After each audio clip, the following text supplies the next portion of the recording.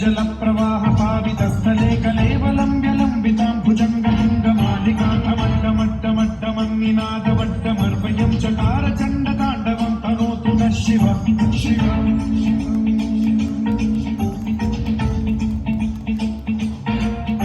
जटाकटाह सम्भ्रम भ्रमन्निलिम्ब निर्झरी विलोल वीचि वल्लरी विराजमानमोधनी धगद्धगद्धगज्ज्वलल्ललाटमट्टपावके किशोर चन्द्रशेखरे रति प्रदिक्षणं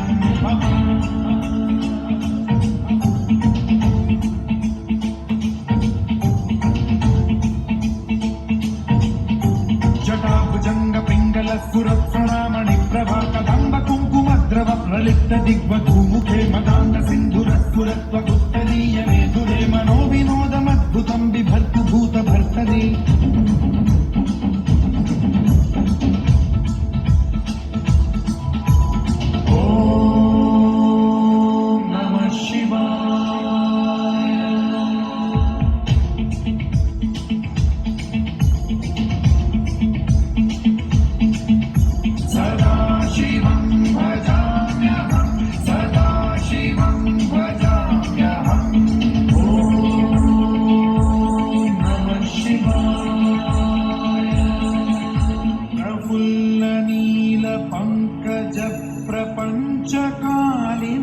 प्रभावलम्बिकण्ठकन्दली रुचिप्रबद्धकन्धरं स्मरच्छिदं पुरच्छिदं भवच्छिदं मखच्छिदं गजच्छिदान्धकच्छिदं तमन्तकच्छिदं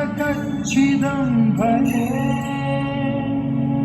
अखर्व सर्वमङ्गलाकलाकदम्बमञ्जरी रसप्रवाह माधुरी विजृम्भणा मधुव्रतं स्मरान्तकं पुरान्तकं भवान्तकं मघान्तकं गजान्तकान्तकान्तकं तमन्तकान्तकं भजे